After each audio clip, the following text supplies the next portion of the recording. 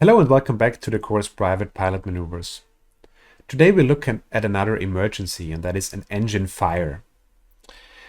Now, engine fires are normally caused by some kind of failure that lets flammable liquid like fuel or oil get in contact with hot surfaces.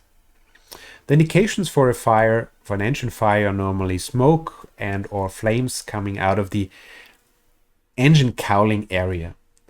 And when the pilot becomes aware of an engine fire, then it's usually already well developed. In any case, apply the procedure from the pilot's operating handbook. So this is kind of time critical, so you should really know that by heart. Those procedures for small trainer aircraft with piston engines are almost always very similar. So it involves cutting off the fuel to the engine so that the fire isn't fed by the fuel anymore. But you don't switch the ignition off right away so that the engine runs for a bit and consumes all the fuel that's left in the lines and then stops. This even sometimes may stop the fire. As soon as the engine has stopped, then after a fire, don't try to restart it. This inevitably results in a forced landing scenario. So after an engine fire, when the fuel has been consumed and you have switched the fuel valve to off, this will result in a forced landing.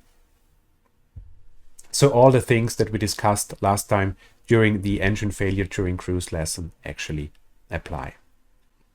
So as I've said, know your procedure. So for example, in the Cessna 152, it is pull the mixture to off, set the fuel valve to off, switch off the master switch. However, to extend the flaps or do a mayday call if that's required, or possible, you need to have the master switch on, of course. So, well, there's a bit of a trade-off. If you have a field that's more than long enough, or even an airport below you where you can do a flaps up landing, then you can switch off the master and keep it there. But if you need the flaps, of course, you will have to keep the master switch on, or at least switch it on back briefly when you extend the flaps. Switch off the cabin heat and accelerate to a speed of 85 knots or even a bit higher, some speed that provides an incombustible mixture and maybe puts out the fire. However, here, of course, we have a trade-off because flying 85 knots will, of course, greatly reduce our gliding distance. So if you really need to reach a field that's far away, you might need to reduce to your best gliding speed of 60 knots. But then maybe the fire will get worse. So this is a bad situation. You'll have to decide, depending on the actual circumstances, what the best action would be. All right, and then as I've said, this situation will become a forced landing scenario, and everything that we discussed in the last lesson applies, so check this out again if you like.